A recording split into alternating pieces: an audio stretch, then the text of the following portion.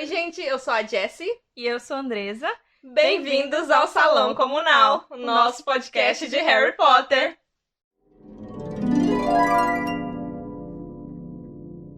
No episódio de hoje, vamos discutir o capítulo 6 de Harry Potter e a Pedra Filosofal, Embarque na Plataforma 9/6. Mas, antes da gente começar a discussão do capítulo, a Andresa vai ler alguns comentários que a gente recebeu no nosso Instagram. Caso você queira mandar o seu comentário, o nosso Instagram e o nosso Facebook é Salão Comunal Podcast. Nós estamos também no Twitter com o usuário Salão Comunal Pod. E vocês podem também visitar o nosso website, que é salãocomunalpodcast.com.br, e lá tem uma aba de contato onde você pode mandar o comentário. O primeiro comentário é do Vladson, da Lufa Lufa, e é referente a uma coisa que eu falei no episódio do capítulo Guardião das Chaves, sobre o Profeta Diário ter sido entregue pro Hagrid lá na cabana, no meio do mar, onde ele estava. Lê aí, Andresa. O Vladson fala que sempre imaginou que o Profeta Diário recebia acesso à localização dos seus assinantes na hora que eles contratam o jornal. Tipo, estaria no termos e condições do profeta, entendeu? E aí, assim, as pessoas nunca ficariam sem o jornal. Adorei! Já tá Melhor explicação. Melhor explicação, nosso headcanon a partir de agora. Melhor explicação não há. E adoro também que talvez o Hagrid não saiba disso e algum dia ele reclame e alguém fale, porque você não leu as letrinhas, né? Ele vai falar, realmente, eu não li as letrinhas. Porque ninguém lê as letrinhas. Muito obrigado, Vladson. Adoramos a sua explicação. O segundo comentário é do André Agostinetti, de São Bernardo do Campo, São Paulo. Ele é médico, tem 32 anos e é da Grifinória. Falta só um Corvinal mandar, né? É a única verdade, casa que falta. é verdade. A única casa que falta é Corvinal. Então, se você é Corvinal, manda um comentário aí pra gente. Mas desculpa interromper, continuando. Vamos lá. Vamos lá. O André disse que, quanto aos valores das moedas, ele concorda que é muito confuso. E aí ele fala assim, mas creio que tenha a ver com o valor real do metal que compõe as moedas, bronze, prata e ouro. Por isso, os valores são quebrados. E ele fala também que tá torcendo muito pra gente ler esse recado no próximo episódio. Seu desejo é uma ordem. E deixou uma curiosidade pra gente. Contando todos os livros, temos um total de 195 capítulos. Isso quer dizer que se vocês mantiverem o pique, entre parênteses, tomara que mantenham, teremos conteúdo para mais de 3 anos e meio de Harry Potter. Fica aqui meu abraço às duas e parabéns pelo novo podcast. Muito obrigada. Muito obrigada, André. Realmente, eu joguei no Google, tipo, assim, equivalência do ouro e da prata. E saiu que é uma equivalência de 1 para 13. E no livro é 1 galeão para 17 ciclos de prata. Então, na época devia ser isso. Faz um sentido, gostamos também, já aceitamos esse headcanon. A explicação é essa e ponto final. E ai de quem discordar. E eu queria dizer também que em relação ao seu cálculo, eu acho que a gente já falou isso aqui no podcast, né? Que demorou 6 meses pra gente tirar esse podcast do papel, né? E uma das primeiras coisas que eu e a Andresa fizemos, ansiosas que somos, foi contar quantos capítulos tinha e quanto tempo duraria. Semanas? Então eu quero dizer pra vocês que se mantivermos o pique, e tomara que mantivermos... Você que é ai, que eu sei conjugar o português, diz aí como é que conjuga o verbo manter no futuro do... Eu não sei nem explicar. Mantenhamos, aí ela sabe mesmo. Olha, me dei mal, eu usei graça. E tomara que mantenhamos. O podcast vai demorar 3 anos, 11 meses e 2 semanas pra ser concluído. A questão é que... E aí agora é até um bom momento pra gente trazer uma discussão aqui que a gente quer que vocês façam parte. Seriam 3 anos, 11 meses e 2 semanas se fizéssemos apenas... É muito exato, né? Porém, você me conhece, mano. Se mantivermos esse ritmo, porém, no episódio passado, por exemplo, nós já dividimos um capítulo em 2 episódios. Então, já são 3 anos, 11 meses e 3 semanas. Quase 4 anos. Estamos na linha de bater os 4 anos. E aí, nesse episódio, a gente quer até aproveitar para trazer um questionamento para vocês. Eu tive a ideia um tempo atrás, e eu trouxe essa ideia pra Andresa, a gente ficou de discutir, nunca discutimos ainda, a possibilidade de um episódio especial de Halloween, que ia ser postado na semana do Halloween, e não ia ser relacionado à discussão de capítulos de Harry Potter, mas eu ia falar do Halloween, das simbologias, né, do Dia das Bruxas, e da importância do Halloween na história de Harry Potter no geral, nos 7 livros. E eu acho que eu tenho material suficiente pra falar por 1 hora sobre Halloween. Quem duvida? Quem duvida que eu consigo falar 1 hora sobre alguma coisa, né? Mas a gente acha que ia ser uma ideia legal, a Andresa gostou. Então a gente quer saber de vocês, porque não adianta a gente fazer o episódio de Dia das Bruxas se ninguém for ouvir o episódio de Dia das Bruxas. Eu acho que seria uma ideia que seria, tipo, bem legal pra vocês. Mas eu gostaria de ouvir a opinião de vocês sobre isso. Então, mandem pra gente pelos meios que a gente já falou, Instagram, Facebook, website, Twitter. E também tem a questão de que aqui em A Pedra Filosofal, estamos entrando em discussões que seriam muito pertinentes sobre a franquia de filmes Animais Fantásticos. Só que este podcast é sobre Harry Potter e primordialmente discutiríamos só os livros de Harry Potter. Só que tem muito material nos filmes de Animais Fantásticos sobre o Dumbledore.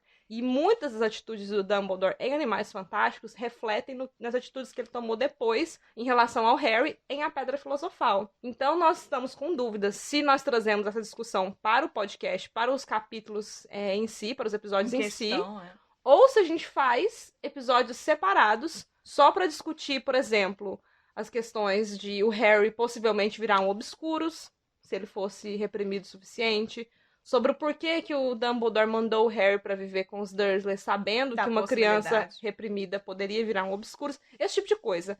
Então, a gente queria saber se vocês acham melhor que a gente faça episódios separados, ou que a gente inclua essa discussão nos livros, na discussão dos capítulos dos livros mesmos, e é isso aí. Então, de toda forma, o podcast vai durar 4 anos, mais ou menos. No mínimo, fica aí a informação. Muito obrigada ao André por trazer por ter feito o cálculo. A gente já tinha feito também. Admiramos uma pessoa que pensa como você, porque nós pensamos assim também. E fica aí o pedido... Obrigada pelo incentivo. Exatamente. Né? E fica aí também o incentivo aos alunos da Corvinal. Cadê os seus... Por favor, gente! Não Cadê os seus colegas de classe, Andressa, pra mandar um comentário? Eu vou fazer um fake e mandar um comentário. O meu nome é Andressa, eu sou da Corvinal e eu queria dizer que a Andressa é muito legal e que eu adoro podcast. Alunos da Corvinal, mandem seus comentários. Manifestem-se. Agora, Andressa, vamos à discussão do capítulo. Menina, agora que a gente vai começar. Começa pra gente aí o resumo. O resumo não, desculpa, a lista de personagens que é bem longa. Bem longa. Vamos lá, os personagens apresentados nesse capítulo são Edwige, Gina Weasley, Molly Weasley, Percy Weasley, Fred Weasley, George Weasley e Rony Weasley. Acabou? Os Weasley, sim. Já acabou, Jéssica? Você perdeu a oportunidade de fazer uma ótima piada. Perdi. Neville Longbottom, Lino Jordan, Gui Weasley, Carlinho Weasley. Ainda tem mais Weasley. Perebas, Grindelwald, Nicolau Flamel, Hermione Granger, Vincent Crabbe e Gregory Goyle, Draco Malfoy e o Trevo. Também cita a avó do Neville, quando ele fala, avó, perdi meu sapo. Mas não tem o nome dela ainda. Não. A lista de feitiços e objetos apresentados são os Expresso Hogwarts e os cartões do sapinho de chocolate. E as locações apresentadas são a plataforma 9,5. Harry passou um mês sendo ignorado pelos Dursley. Um dia antes do embarque para Hogwarts, ele pediu para o tio Walter deixá-lo na estação de King's Cross. Ele o faz porque já ia para Londres levar o Duda para remover o rabo de porco cirurgicamente. Os Dursley se divertem com a confusão de Harry em não achar a plataforma 9,5 entre as plataformas 9 e 10 na estação e o deixam lá. Mana. E vamos de ódio aos Dursley. Mana, eles deixam ele lá, sabendo que a plataforma não existe, que ele tá em Londres, numa cidade que ele não conhece, sem dinheiro, sem contato nenhum. E vão embora. Adorei a desabafo. E vão embora, gente. Mais um fato, o Duda morre de medo do Harry. Eu até me diverti nessas partes, né? Não deveria, mas me diverti. Quando ele via o Harry, ele dava um grito e saía correndo da sala. Mas, cara, eu até entendo, ele tinha um rabo de porco no traseiro dele, gente. Eu estaria desesperada também. Principalmente sabendo tudo que ele já fez contra o Harry, né? Ele fica pensando... Sabe que agora que você falou isso, eu imagino que ele fica pensando assim... Se o Hagrid, aquele gigante, né, que nem me conhecia nem nada, me deu um rabo de porco, imagina o Harry, que eu já quebrei o óculos dele tantas vezes, tanto dar soco na cara desse menino. O que ele não vai fazer comigo? Você tá doido. Pra mim, gritou e correu foi pouco. Outra coisa que me incomodou muito nesse capítulo foi o fato da tia Petúnia e o tio Walter simplesmente ignorarem o Harry durante o resto do verão. Um mês inteiro, cara. Um mês inteiro. E E aí o Harry acha no início que é até bom, né? Porque ele não ficou de castigo, que ele tá só sendo ignorado. Mas depois fala assim que ele começa a achar aquela situação deprimente. Mano, ele tem 11 anos. Mano, aquilo ativou tanto gatilho. Pra ele conseguir... Nossa, na hora que eu li isso, apertou o coração. Porque pra uma criança de 11 anos conseguir identificar uma situação deprimente... Cara, nossa, doeu. Nossa, dói muito, doeu sério. Muito Harry é muito sofrido, cara, muito sofrido. E aí toda noite ele riscava num pedaço de papel na parede os dias que iam se passando até o 1º de setembro. Prisão mesmo, né? Bem clichê de prisão, riscando os palitinhos na parede. Mesmo. Não tinha pensado por essa perspectiva. Muito triste. Então, eu achei legal que, assim, a gente conheceu a entre aspas, né? Conheceu a Edviges no episódio passado, mas nesse episódio ela ganhou um nome, né? E o Harry tem ela como companhia, e é muito fofo que ele tem esse, não um objeto, mas tipo assim, ele tem esse pedacinho de magia com ele na Rua dos Ofendidos número 4, o que deixa a morte da Edviges lá na frente muito mais triste, porque ela é esse símbolo de, tipo assim, enquanto ele tava sozinho, literalmente, ela tava lá com ele. E é um bom momento esse capítulo também pra mencionar que a J.K. Rowling usa muitos nomes, às vezes, no universo de Harry Potter, de personalidades famosas, tipo, pessoas que existiram mesmo. Tipo, o próprio Nicolau Flamel é um cara que existiu. Sim.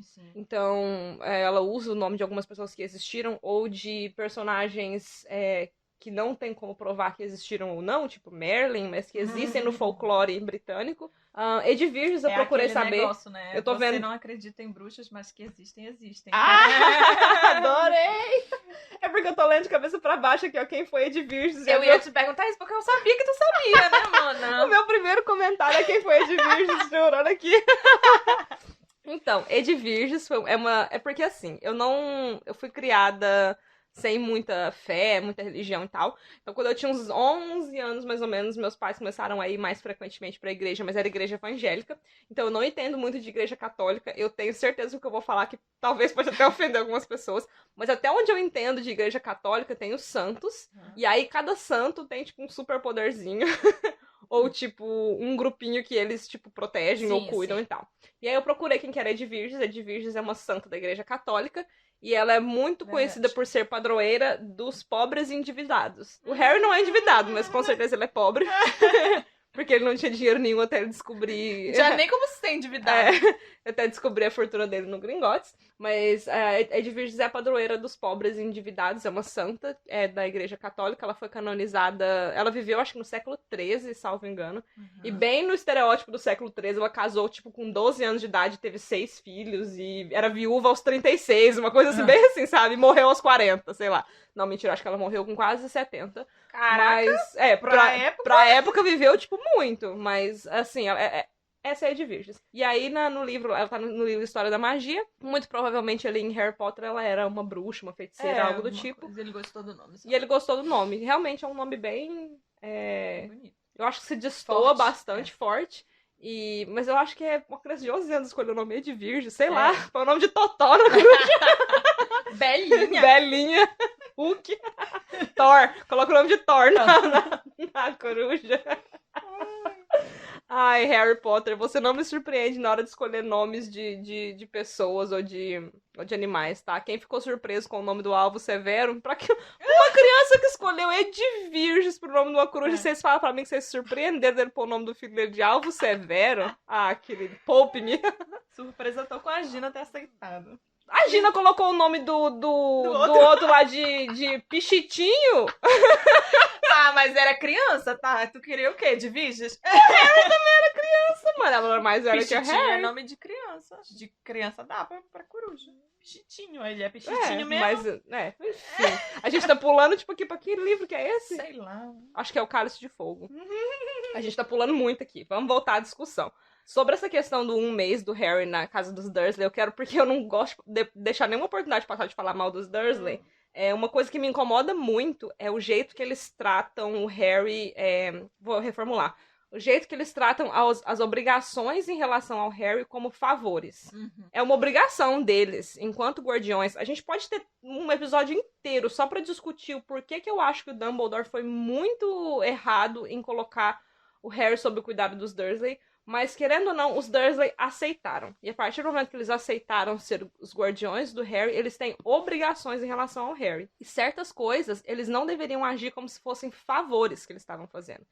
O Walter age como se levar o Harry pra estação fosse um favor que eu estou te fazendo. E eu só vou te levar porque eu já tô indo pra Londres. Tipo assim, senão eu não levaria. Sendo que, tipo assim, mandar o menino pra escola é o mínimo que ele, enquanto guardião, devia fazer. E eu, pessoalmente, nunca vivi isso. Graças a Deus, nunca vivi isso. Mas eu tenho amigos que, hoje, assim, lendo essa parte do livro e parando pra pensar nesse sentido, muitas das vezes eles me reclamaram ou contaram situações em que os próprios pais biológicos agiam nesse sentido, sabe? De tratar como se fosse, tipo, um favor, sabe? Tipo, te levar pra escola é um favor que eu estou fazendo, sabe? Tipo, de comprar material escolar é um favor que eu estou te fazendo. E eu não tô falando de pessoas, tipo assim, que passam necessidade e sacrificam coisas dentro de casa pra comprar material escolar. Eu tô falando de gente que tem dinheiro, mas que achava que, tipo assim... E geralmente é assim, pessoas que têm dinheiro, mas não, eu tô te comprando, isso aqui é um favor, você deveria me agradecer por isso, quando na verdade é uma obrigação, entendeu? Eu acho que é um ponto-chave, assim, do tratamento dos Dursley para com o Harry, é isso, é que eles tratam tudo que eles fazem em relação ao Harry como um favor. Quando, na verdade, o Harry que tá fazendo um favor pra eles de ficar, tipo, 3/4 do ano longe da casa dos Dursley. É verdade. Quando você para pra pensar, sabe? Nossa, eles são... te odeio, família Dursley! Aí eu queria enfatizar também o que eu já tinha falado, né? A questão do Hagrid não ser certo o que o Hagrid fez com o Duda. E aí aqui tá no papel mesmo que o Duda teve que fazer uma cirurgia pra remover o rabo de porco. Não quero nem comentar, assim... Eu fico imaginando o trauma dessa criança. O trauma da criança. O que eles falaram pro médico, sabe? Pra não ter que falar que era magia e tal. Mas enfim, e não só isso. Eu já... Andrés vai rir da minha cara. Olha eu falando do Snape de novo. Já? Como? Já você tá falando? Logo cedo. Não, eu quero ver quando chegar no capítulo do Snape mesmo. Não, mas assim, não é pra falar do Snape em si. É que no último livro tem um capítulo que chama O Conto do Príncipe, que mostra, tipo, a história do Snape. Desde que ele era criancinha, ele conheceu a mãe do Harry e, consequentemente, a Petúnia. E uma das cenas na memória dele é o Snape na plataforma 9/3, né, em português, com a Lilian e a Petúnia. E sabe o que isso me faz pensar aqui? A Petúnia sabia que existia uma plataforma 9/6. A Petúnia sabia como entrar na plataforma 9/6. E essa desgraçada largou o Harry lá de fora, porque não tem outra palavra, largou o Harry lá de fora, sem explicar pra ele como que entra, e rindo. Eu já falei hoje, Dursley's lixo, caso eu não tenha falado ainda.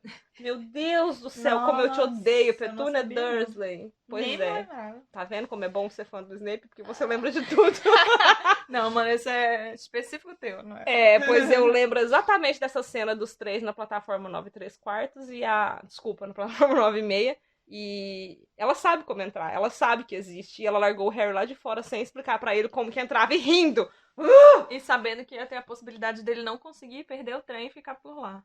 Exatamente. Nossa, eu tô aqui. Calma. Ai, sobe até um calor aqui de raiva. Não tem condições, não tem condições. É muito lixo.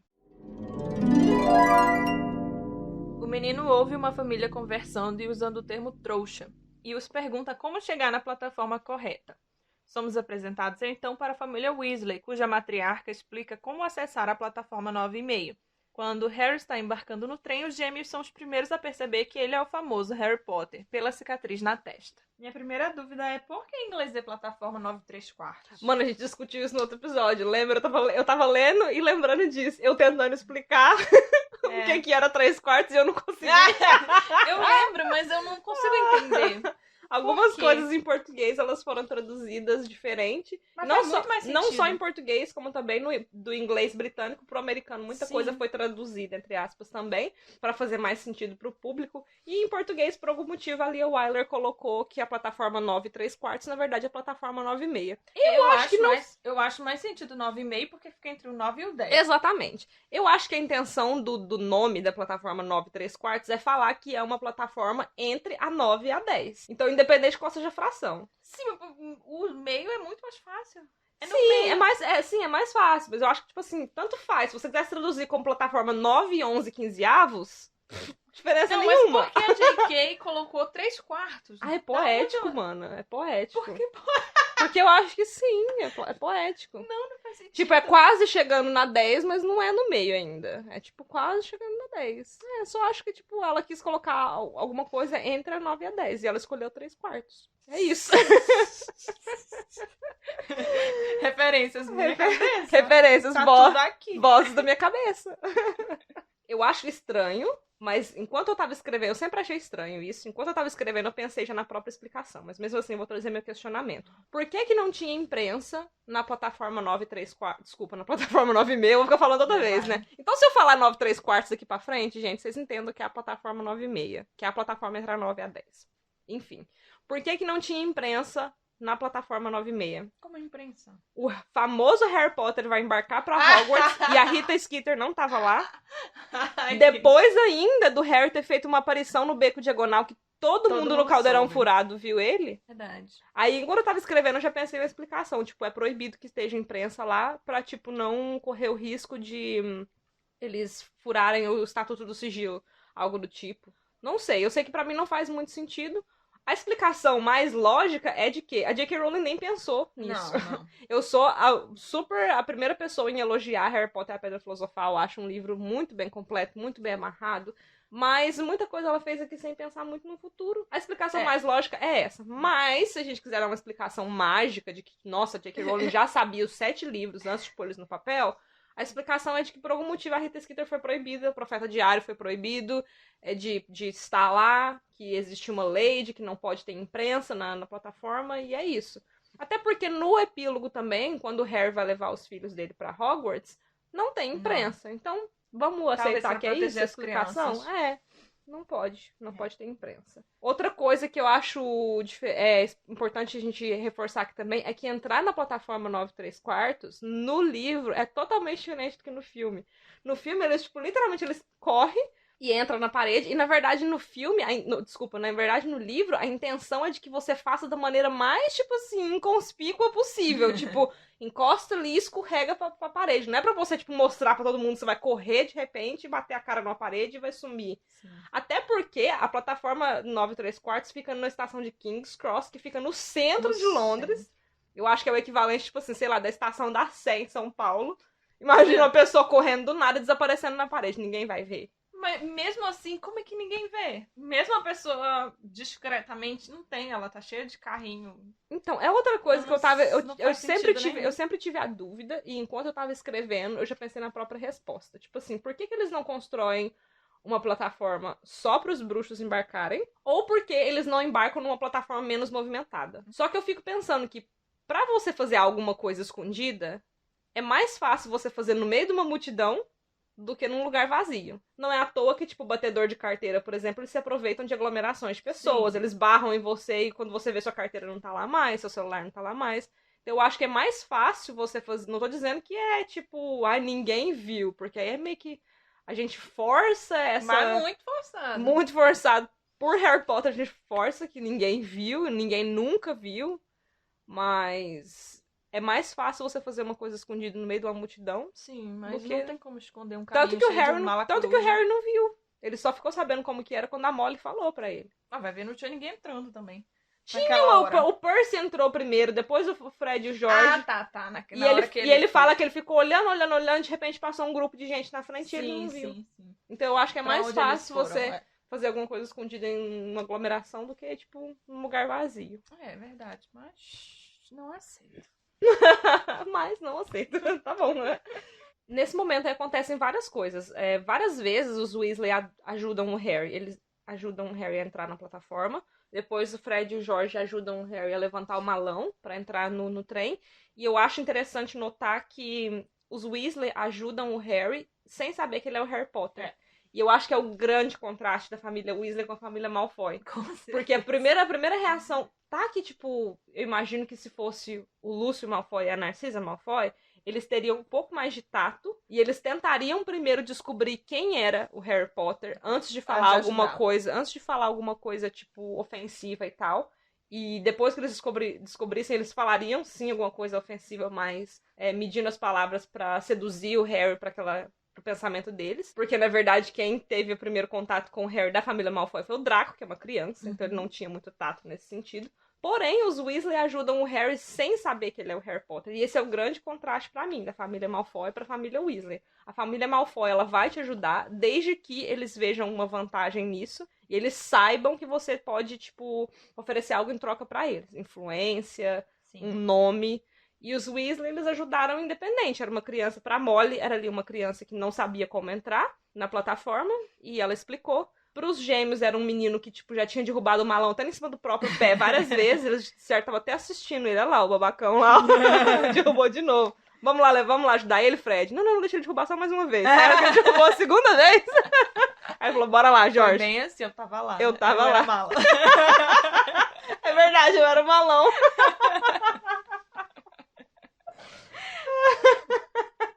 Enfim, aí os gêmeos ajudaram o Harry sem saber que ele era o Harry Potter. E eu acho que é bem sutil, mas é uma forma de mostrar que a família Malfoy e a família Weasley são completos opostos, assim. Eu acho legal que, assim, o livro do Harry Potter, ele é em terceira pessoa, mas ele é, entre aspas, do ponto de vista do Harry, né?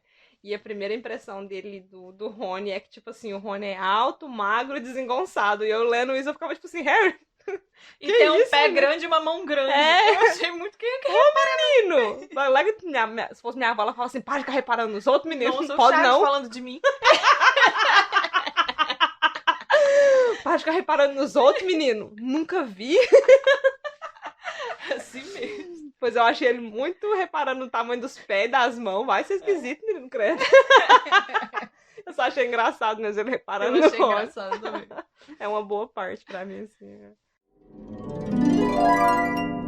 Harry e Rony dividem o compartimento do trem e fazem amizade através das semelhanças que compartilham.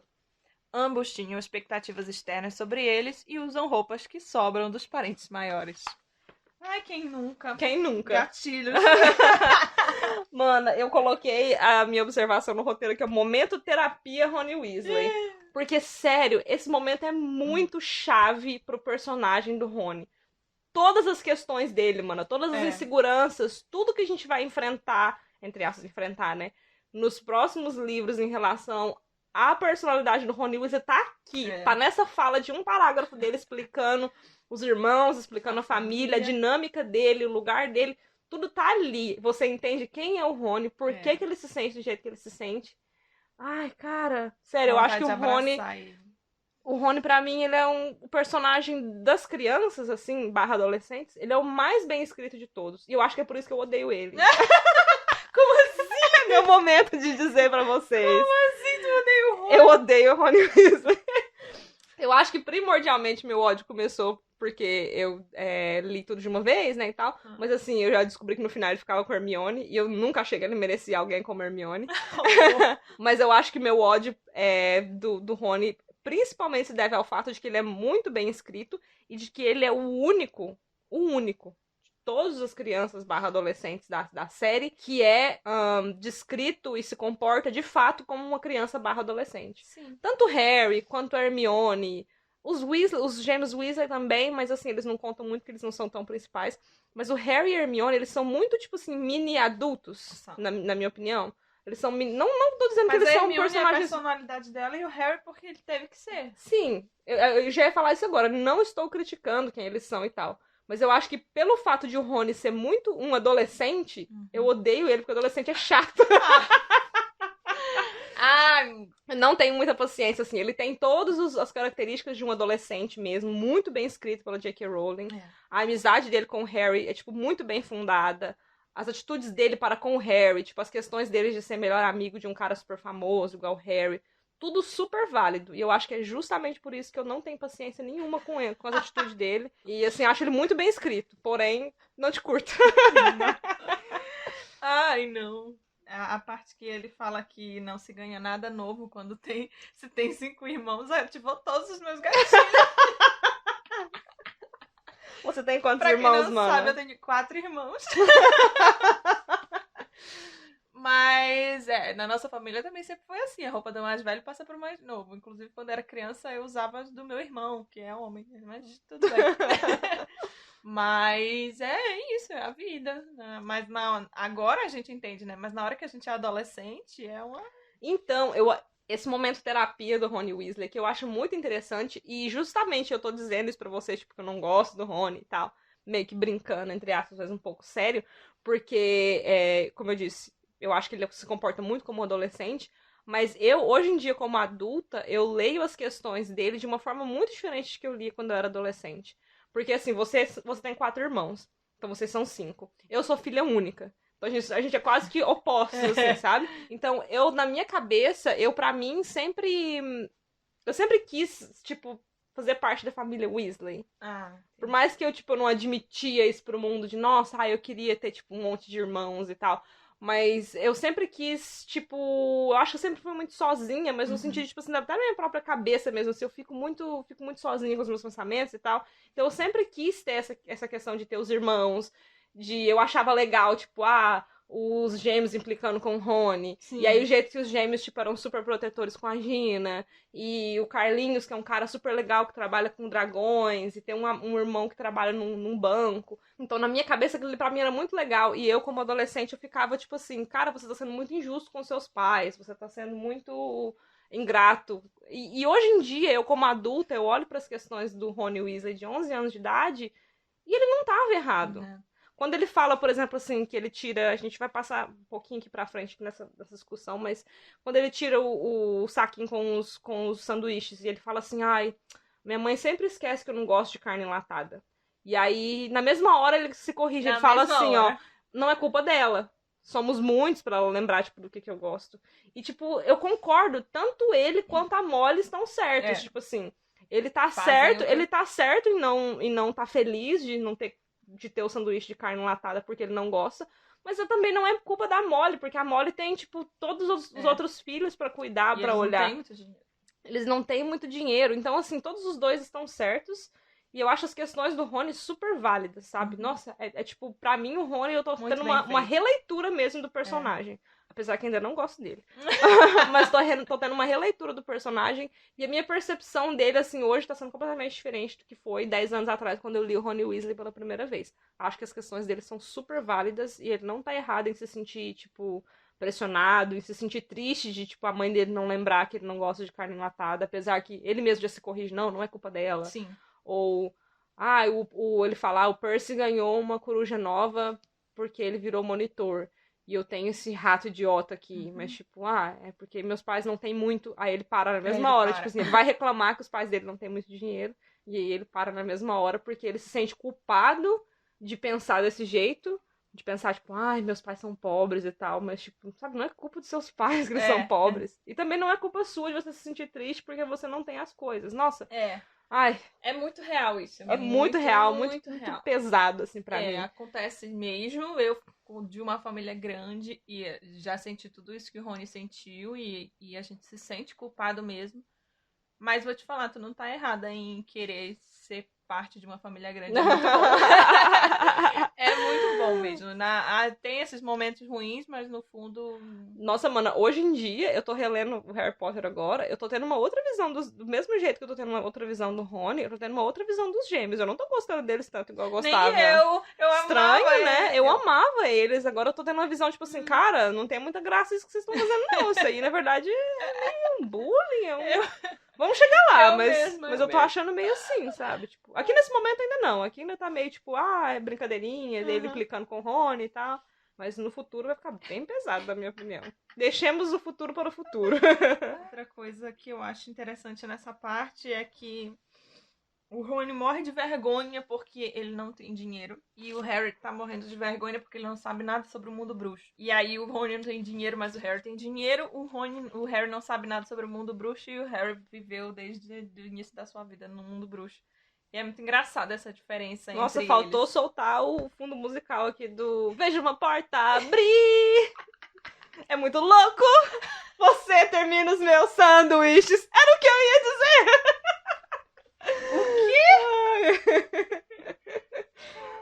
E é engraçado porque literalmente o Harry brinca que ele vai trocar o doce dele pelo sanduíche do Rony. Ai, gente, é verdade. O Rony e o Harry são a Anna e o Hans. Menos a parte que o Hans é mal, porque o Rony não é mal, o Rony é legal. E eu simplesmente coloquei o Harry como Ana, porque sim. Por quê? Porque eu quis. A história é minha. A fanfic é minha. Eu que inventei. Os dois conhecem Hermione, que estava ajudando o menino Neville a encontrar seu sapo desaparecido. Draco Malfoy vai até o compartimento conhecer o famoso Harry Potter e insulta os Weasley, o que desagrada a Harry. Eles quase partem para a briga com Malfoy e os dois amigos dele, Crabbe e Goyle. Eu acho muito pesado nessa parte quando o Draco fala que o Harry vai acabar terminando como os pais dele. Nossa, que bizarro, né? Moleque, você tem 11 anos, baixa essa bola forte, aí. Mas aí tu vê como ele tá só repetindo tudo aquilo que ele ouve, né? Que fala que os pais do Harry não tinham juízo. Ai, credo. Coisa pra se falar pra coisa pra se falar pra um menino que não conhecia nem os próprios pais. Ai, credo. Eu tô vendo aqui minhas anotações e eu percebi que no meu resumo, pra quem não sabe, ainda eu faço resumo, é a Andresa lê, eu não coloquei a parte em que o Harry compra quase que metade do carrinho de doce, de coisa pra ele experimentar, que ele não conhecia nada. Que não teve nada de a criança novo. Exatamente.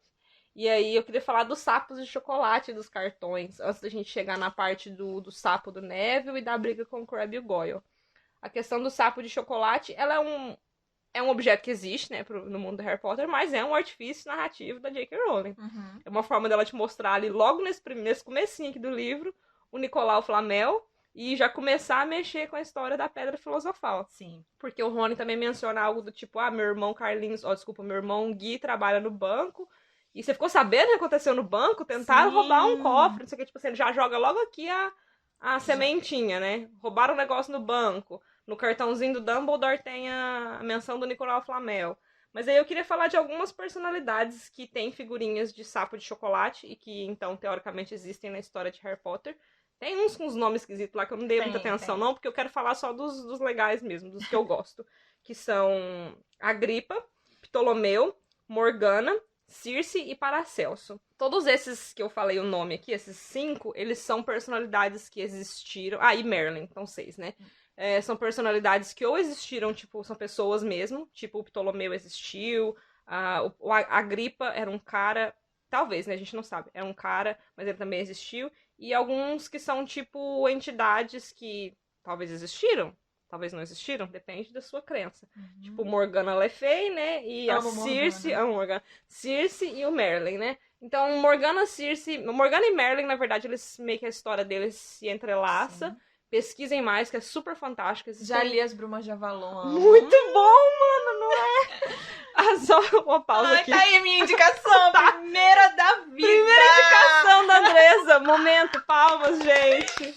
As Brumas de Avalon, os livros são muito maravilhosos, vocês têm que ler. Sabe o filme? O filme é bom, né? Bacaninha, já assisti, mas os livros são 4? São 4. Cada uma das 4 brumas. Maravilhosos. Então, assim, pra quem tá perdido, tem uma história que vocês muito provavelmente já ouviram, que é do Rei Arthur. Sabe aquela história de um cara que tinha uma espada fincada numa pedra e só o famoso rei, quem fosse o famoso rei, poderia tirar essa espada da pedra? Uma profecia, uma coisa assim. E o Arthur foi lá e tirou a espada da pedra?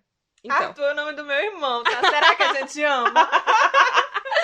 Aí, então, tem a história do Rei Arthur, os Cavaleiros da Távola Redonda, e aí As Brumas de Avalon é essa história do Rei Arthur, só que contaram do ponto de vista das Brumas de Avalon, as 4, uma delas sendo a Morgana. Mas as outras pessoas que aparecem aqui, que eu também quero citar, são Circe.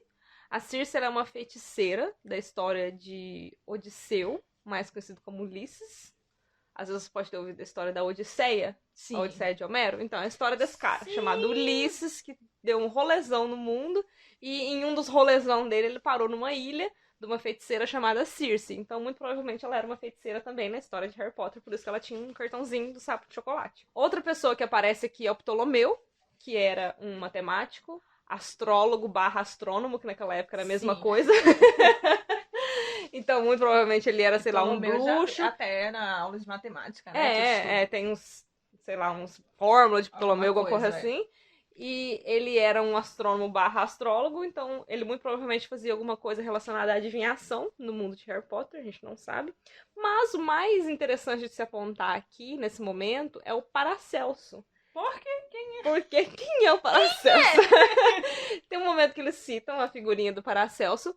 E, atualmente, aí eu vou voltar naquele negócio que a gente falou lá no começo do podcast sobre gravar episódios separados sobre animais fantásticos. Paracelso era um alquimista e há uma teoria rolando aí na internet de que o Grindelwald e o Dumbledore usaram alquimia para criar o Credence do Animais Fantásticos. Eu não vou estender a teoria aqui, porque eu ainda quero esperar a resposta de vocês sobre o que a gente vai fazer, se vai discutir aqui, se vai fazer episódios separados. Enfim, vocês que decidem. É o famoso você decide.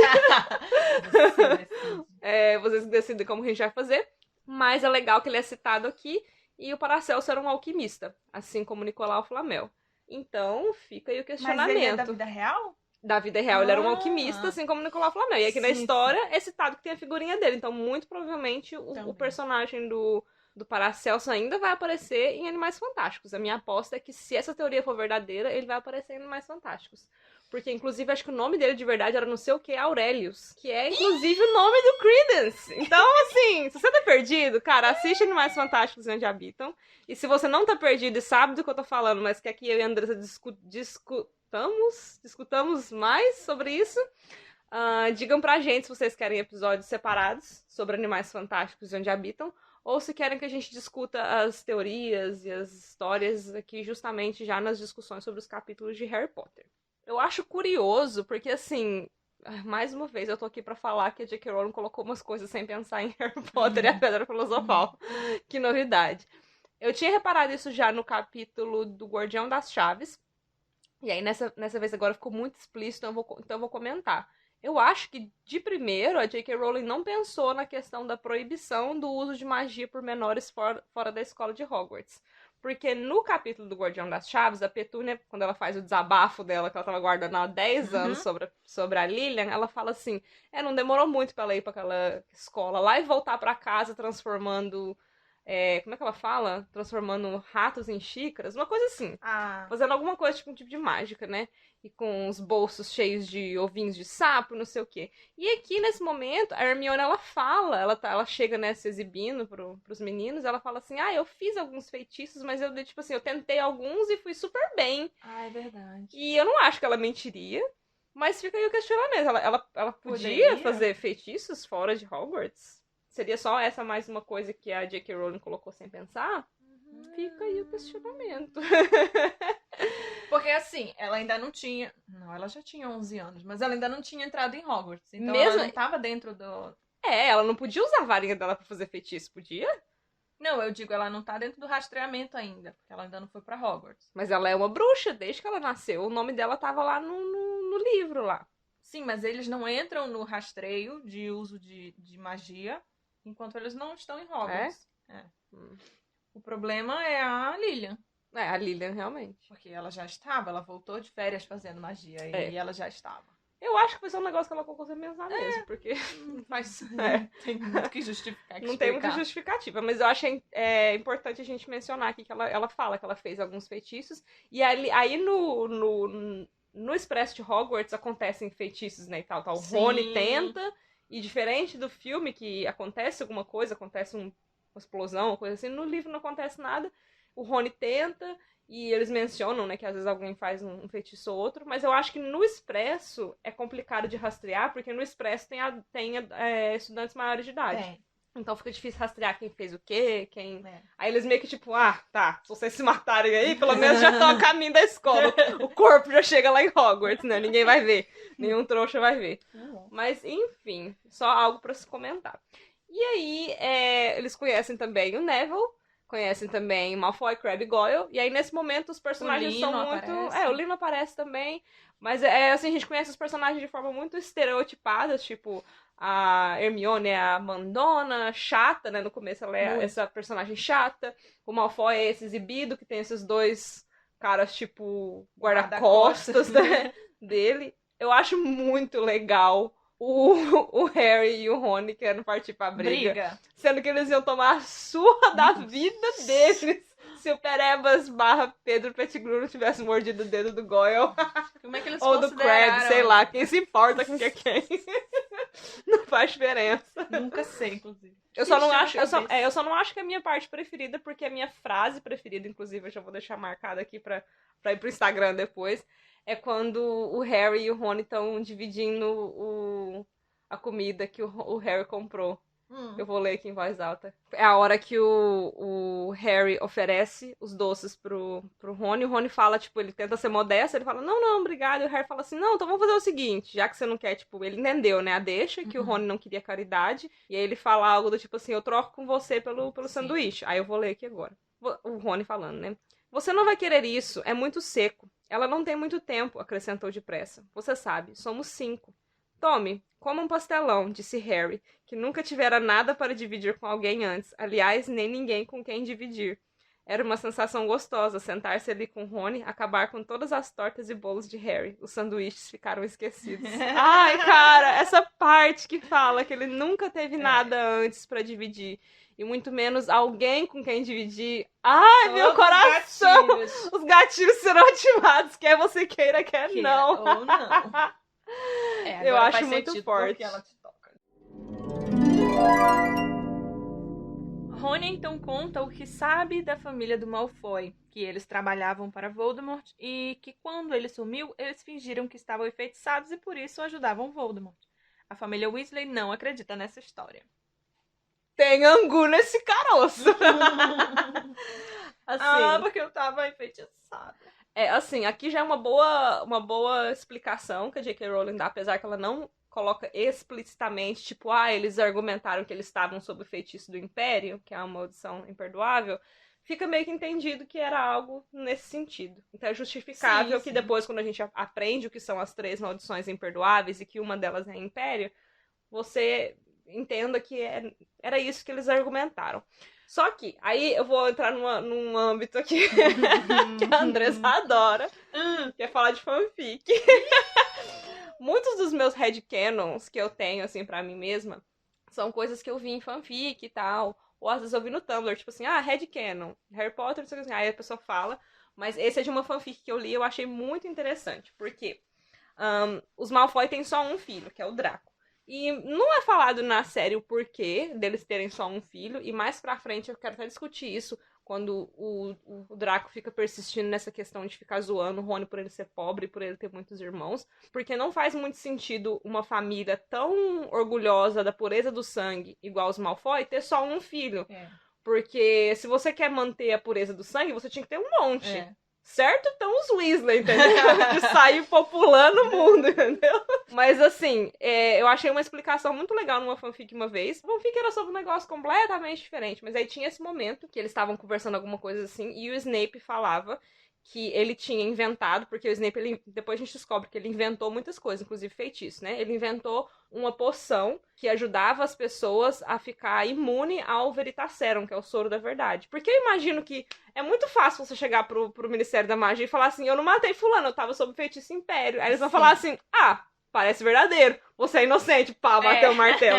Não é assim, sabe? Eu imagino que eles fazem algum tipo de interrogatório e, no caso, até eles usam o Veritaserum, né? O soro da verdade. Então, nessa fanfic, a história era de... Não era a história, mas é mencionado na história de que o Snape tinha inventado uma poção que ajudava as pessoas a ficar imune ao Veritaserum, só que essa poção causava infertilidade. E aí foi isso que os Malfoy tomaram e por isso que eles não tiveram nenhum filho depois do Draco. Eu achei, tipo, legal, um headcanon legal, uma explicação do porquê que os Malfoy não têm mais filhos, porque não faz sentido uma família tão pregadora da pureza do sangue, de devemos ser somente bruxos e os bruxos pelos bruxos e ter só um filho. É verdade. Eu achei uma explicação legal, interessante.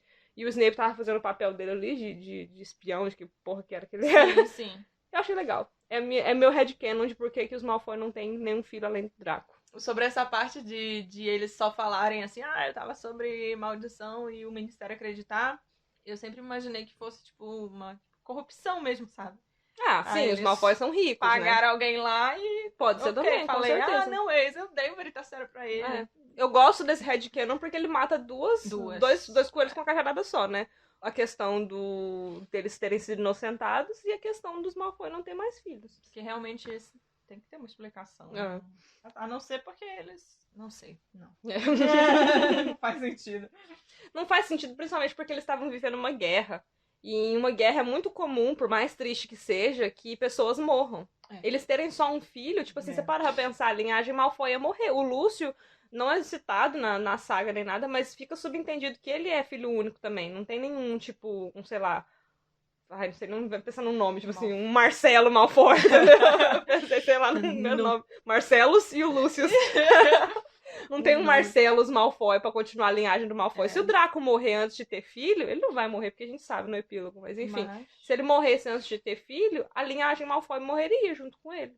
Entendeu? Não faz sentido. Não, você parava pra pensar, a gente falando nisso, a família Black, por exemplo... Tava pensando nisso. Tipo, a linhagem Black morreu, e olha que eles ainda tinham, tipo, 2 homens ainda com o nome Black, que eram o Regulo e o Sirius. E os 2 morreram antes de ter filho. Então, tipo assim, se você... É muito fácil. Se você é um cara que é, tipo, fanático do puro sangue, cara, você tem que ter 253 mil filhos. Você tinha que ser o Arthur Weasley, entendeu? Tipo, bom, o certo foi o Arthur, que teve 6 filhos homens. Porque no caso deles aqui, o homem... Aí faz o quê? Morre um e ainda tem 5. Ainda tem 5 ainda. E os homens carregam o sobrenome Weasley, entendeu? Tipo assim, a Gina ela vai casar com o Harry, vai virar Gina Potter. Gina Weasley Potter, mas whatever.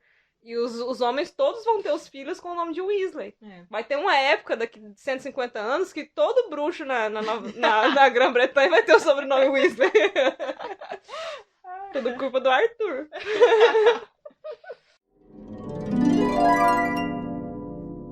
Desembarcando do trem, eles são levados de barco por Hagrid até o castelo de Hogwarts.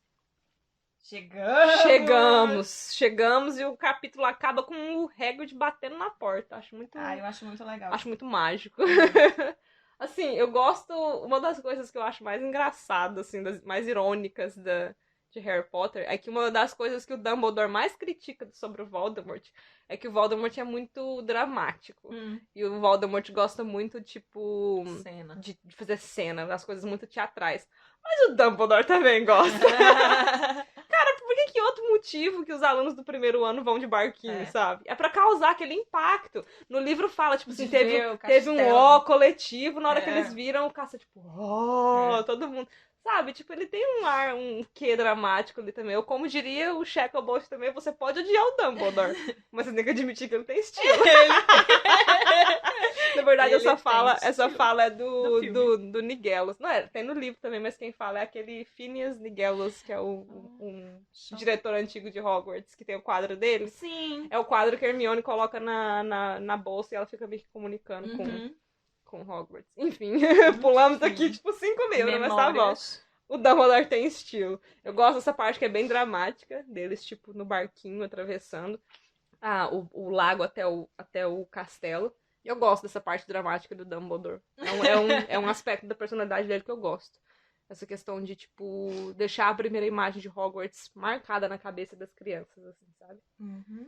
E na nossa também ficou. Também, queria eu estar naquele barquinho. Eu gosto muito dessa parte, desse fim do Hagrid batendo na porta, né? Porque, tipo, tu fica ansioso, imaginando o que tem ali, como que é. É a construção da expectativa pro desconhecido. Eu falo, cara, Pedra Filosofal é o livro mais brilhante da carreira da J.K. Rowling. E eu não li os livros do Robert Galbraith, que são dela. Mas eu li os Harry Potter, menos a Criança Amaldiçoada. E eu li o Morte Súbita. Eu sou meio a meio com Morte Súbita. Eu amo e odeio ao mesmo tempo. Mas do Harry Potter, o mais perfeito de todos, pra mim, é a Pedra Filosofal. É muito bem escrito, muito bem amarrado. Eu acho que o melhor trabalho dela é A Pedra Filosofal. Talvez porque foi o livro que ela teve mais tempo pra escrever. Ela passou 7 anos escrevendo esse. E os outros foi meio que, tipo, tudo... editora em cima, né? Que é continuação, e aí talvez ela tenha pecado um pouco nos próximos, mas esse primeiro pra mim é, tipo, perfeito. Ela constrói o suspense, ela constrói essa questão da expectativa, da descoberta do mundo. Cara, você parava pra pensar, Harry Potter e a Pedra Filosofal tem, tipo, 200 páginas. Ela constrói um mundo todo, ela começa uma história e ela termina em 200 páginas, sabe? Você parava pra pensar, eu acho que Ordem da Fênix, tipo, tem 700 e tantas páginas, né? 703. Em 200 ele não tá nem em Hogwarts ainda, eu acho, tá? Não. Só pra você ver, tipo assim, não tô criticando, eu amo a Ordem da Fênix, por mais que muita gente odeie.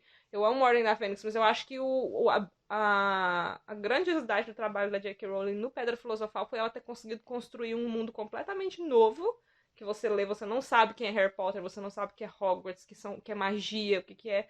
Nada disso. Em 200 páginas, ela começa uma história do começo ao fim, ela dá uma resolução pro conflito, ela faz tudo em 200 páginas e é perfeito. Agora a gente vai fazer um comentário sobre o Expresso de Hogwarts em si, mas antes disso a Andressa vai ler a parte preferida dela do livro, a frase preferida dela desse capítulo no livro. Falando dessa parte da expectativa, né, que a gente falou agora sobre Hogwarts, sobre o que vai acontecer, o que tem ali, a minha frase preferida é quando o Harry tá na plataforma, entrando no Expresso, e aí o Expresso... Não, minto. Quando o Harry tá no Expresso e ele acabou de partir, e aí ele pensa assim, não sabia aonde estava indo, mas tinha de ser melhor do que o lugar que estava deixando para trás. Essa frase eu acho muito bonita, muito. E é justamente isso que a gente estava falando, a expectativa que ele tem ali de Hogwarts. Não que ele tenha tido uma coisa muito maravilhosa, né? Mas ele deve estar pensando assim, qualquer coisa é melhor do que aquilo. E ele nem imagina o quão incrível tudo isso vai ser, essa jornada que ele vai ter, vai ser. Dessa melhor ainda que eu pensei numa piada. Novidade, né? Boatos de que o Tiririca inspirou a frase-chave dele da eleição nesse coisa aí. Pior que tá, não fica. Essa é da minha piada. Sorry, gente. Toda vez que eu vou abrir a boca pra fazer uma piada, é isso também. Pior do que tá, não fica. Mas vamos falar do Expresso de Hogwarts. A questão do Expresso de Hogwarts é que ele é uma locomotiva, é um trem, né, a vapor. E a gente sabe que os trens foram inventados, se não me engano, tipo, 1800, 1700, alguma coisa assim. E Hogwarts é uma escola que existe há 1000 anos. Então, assim, como os alunos chegavam em Hogwarts antes dos trens existirem, antes dos trens serem inventados? Então, a gente abriu o texto sobre o Expresso de Hogwarts no site do Pottermore, que é um texto da J.K. Rowling falando sobre como que era a história e tal. A história, basicamente, é que antigamente os alunos chegavam lá do jeito que quisesse. Quer montar num testralho e vai. Quer montar numa vassoura e vai. Quer aparatar... Desde que não seja dentro de Hogwarts, porque não se pode aparatar em Hogwarts. Eu li em Hogwarts uma história. Aparatar nos portões. Nos portões de Hogwarts pode aparatar. Só que chegou uma época que, tipo assim, acho que a quantidade de alunos foi aumentando. A quantidade de pessoas, na verdade, na ilha da Grã-Bretanha foi aumentando. Também. E aí, de repente, tava ficando complicado a pessoa voar com um testralho, a pessoa voar com uma vassoura, e eles não ser virem, né, e não ser pego. Então, eles começaram a pensar em alternativas, né? O que eles podiam fazer? Eles pensaram em fazer chaves de portal para todo mundo pegar e chegar lá, só que a logística também não era muito eficiente, tinha gente que se atrasava, e a chave de portal, dependendo, ela tem a hora certa, né, para ela sair, e se a pessoa perde a chave de portal, ela não chega em Hogwarts, aí, tipo, chegava aluno atrasado 2, 3 dias, para começar o currículo escolar devia ser um inferno. Eles também tentaram a questão da aparatação, mas aí também tem os alunos mestiços e os nascidos trouxas, como que faz para eles chegarem, já que eles não têm um pai e uma mãe para aparatar com eles lá. Eles pensaram em pó de flu, as pessoas chegarem por pó de flu, mas também os diretores de Hogwarts foram sempre super restritivos em relação a isso para não alterar a segurança do castelo, pra, tipo assim, deixar a lareira aberta para qualquer um entrar. Até que finalmente eles tiveram a ideia de por que não um trem. A questão do trem só é um pouco engraçada, porque Hogwarts fica no norte da Escócia, que é tipo no norte do norte do norte da ilha da Grã-Bretanha, e Londres fica no sul do sul do sul da ilha da Grã-Bretanha. Então eles têm que fazer essa viagem de 9 horas de trem. Um monte de de Londres até o norte da Escócia. Eu fico imaginando as pessoas que moram no norte da Escócia, que tem que viajar até Londres pra pegar o trem pra ir pro norte da Escócia de novo. A cara da Andressa tá ótima. Imagina você morar, tipo, no norte da Escócia. Aí você tem que ir pra Londres pra pegar um trem pro norte da Escócia. Meu Deus do... Pois é, deve ter algum aluno que tá nessa situação, né? Eu fiz esse cálculo de mais ou menos 9 horas de trem, porque... Bom, vou contar como é que funciona a minha cabeça aqui pra vocês entenderem. O trem sai às 11 da manhã, isso aí tá no livro, é explicado. Não se fala que horas que o trem chega, só se fala que o trem chega de noite, e aí eles fazem a cerimônia da seleção e jantam. Aí o que eu fiz? O trem sai 11 horas, né? Sai 11 da manhã. E chega de noite. Chega de noite, só que não fala que horas. Tá. Pra eu calcular a distância. Eu tô contando, tipo assim, como que a minha cabecinha perturbada funciona. Então, se ele chega lá de noite, eles chegam em janta, o que eu fiz? Eu fui no Google, entrei naquele site AccuWeather, que é um site que você olha, tipo, a temperatura, e você olha a hora do nascer do sol e na hora do pôr do sol, e você consegue olhar por data, por mês, por ano, por semana. Eu olhei a data, que hora que o sol se põe, dia 1 de setembro, no norte da Escócia. O sol se põe mais ou menos às 8 da noite. Tarde. Só que se considerando que eles saem 11 da manhã, então são 9 horas de trem, mais ou menos, né? É porque eu tava até olhando essa questão da variação, porque eles estão muito ao norte, muito perto dos trópicos. O sol se põe às 8 da noite, tipo, no dia 1. Eu até assustei, porque eu achei que ia ser, tipo assim, 5 da tarde. Eu também. Na verdade, é 8. No dia 1, ele se põe às 8, mas lá pro dia 30 de setembro, ou 31? Setembro é de 30 ou de 31? Não sei. Lá pro último dia do mês, ele já tá se pondo, tipo, às 6 da tarde, 2 horas muito antes. Rápido. Num período de um mês. É porque eles estão muito perto dos trópicos. Mas enfim, aí o trem demora 9 horas pra chegar. Mas aí eu pergunto, qual que é a velocidade média de um trem? Na cabeça da pessoa, né? Aí eu joguei no Google, velocidade média de um trem. Saiu lá 30 km por hora. Eu falei, não faz sentido, porque 30 km por hora é muito devagar. E se eles viajassem, tipo, 9 horas, não ia dar certo. Só que a questão é que o Expresso de Hogwarts não é simplesmente um trem, é uma locomotiva a vapor. Essas locomotivas a vapor, elas são mais rápidas. Elas têm uma média de 90 a 100 km por hora. Sério? Então são mais ou menos uns 900 km, que dá mais ou menos de Londres até a cidade de Inverness, no norte da Escócia. Mas a vapor tinha que ser mais devagar, porque não, mana, não é? É muito mais eficiente. A questão de que não se usa muito a locomotiva a vapor hoje em dia, eu acho que é questão da poluição. Sim, achei que ela fosse mais lenta. Não, ela é mais rápida, inclusive. Mas é rápida mesmo, porque a gente vê que ele olha na janela e as coisas vão passando muito rápido. As paisagens vão mudando, Não é quando tu tá no trem, tu vai olhando aquela cena, vai olhando aquele animalzinho, não. Lá passa em flashes, eles falam. Pois é, mais ou menos de 90 a 100 km por hora, ou seja, uns 900 km. E aí eu joguei no Google Maps, de Londres pra uma cidade chamada Inverness, no norte da Escócia. É mais ou menos 900 e alguma coisa quilômetros. E mais ou menos, então, umas 9 horas de trem, viajando a 100 km por hora. É assim que a minha cabeça funciona. E aí eu fiz também o cálculo pra gente poder fazer um paralelo, porque a questão desse podcast é o seguinte, Andresa, eu ouço muito podcast de Harry Potter, e principalmente em inglês, porque tem muito podcast de Harry Potter em inglês. E aí a minha vontade de fazer um podcast de Harry Potter em português é trazer pra nossa cultura, pra nossa realidade. Então é nesse momento que eu vou chamar a ajuda dos nossos ouvintes, que mandaram pra gente no Instagram. A gente postou uns stories perguntando, pedindo a ajuda de pessoas de todas as regiões do Brasil, que era pra gente trazer esse comparativo. E aí da região sudeste, que me perdoe, mas da região sudeste eu fiz, porque eu sou da região sudeste. Então, assim, 900 quilômetros, 900 e uns quebradinhos, é mais ou menos a distância da cidade de Uberlândia até a cidade do Rio de Janeiro. Cara, é uma viagem. De carro, eu acho que é tipo umas 12 horas, porque, tipo, sério? Passa em BR, não sei o quê. Como o trem é um negócio que ele vai, tipo assim, retão, sem parar, daria ali mais ou menos umas 9 horas num trem a 100 km por hora. Então, pra vocês que são da região sudeste, tenham uma noção aí de que a viagem do Expresso de Hogwarts é mais ou menos uma viagem de trem de Uberlândia para o Rio de Janeiro, ou do Rio de Janeiro para Uberlândia. Andresa, qual que é a distância para as pessoas da região norte? Na região norte. Olha só, essa distância é mais ou menos de Belém para Castelo Bruxo. Choraste! Choraste, mano. Tá com inveja? Eu não, porque também é a mesma distância. Mentira, aquela Mentira! Mas pra quem tá perdido, Castelo Bruxo é a escola mágica das Américas, né? Latinas, né? Da América Latina. E fica no Brasil. Na Amazônia. Na Amazônia. Mas não, é mesmo ou não? Não se sabe, porque fica no meio da floresta. Tá escondido, tá escondido. Não, mas eu fiz as contas, se tu pegar um trem de Belém, tu chega na última cidade do Pará, não sai nem do Pará. Nossa, é porque o Pará é o maior ou o Amazonas que é o maior? É o Amazonas. O Amazonas é o maior, o Pará é o segundo maior. Tu sai de Belém e chega em Conceição do Araguaia, que é a última cidade do Pará. Sei bem qual que é, já fui lá várias vezes. Mas eu achei que fosse essa distância, tipo, Belém-Manaus, mas nem chega a ser. Manaus é mais longe ainda. Quanto que é de Belém pra Manaus? Sabe? 1.200 e poucos quilômetros.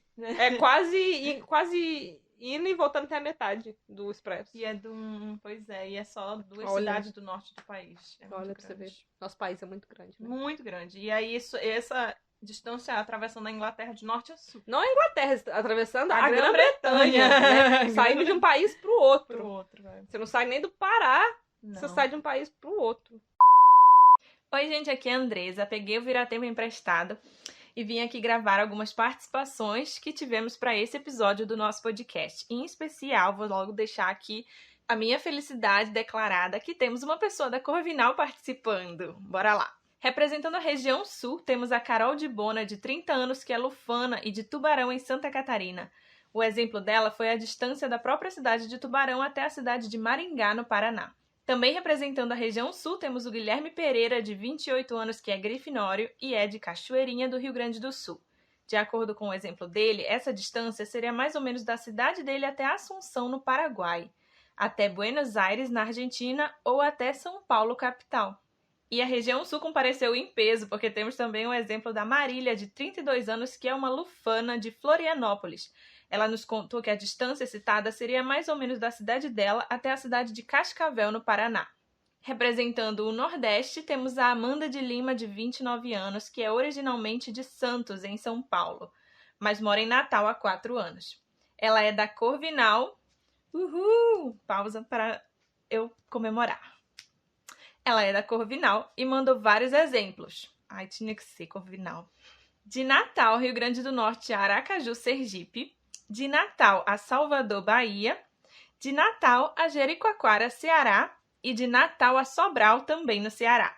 Também representando o Nordeste, tivemos uma pessoa que preferiu não se identificar, mas que nos deu o exemplo dessa distância como sendo uma viagem de São Luís do Maranhão até Fortaleza, no Ceará.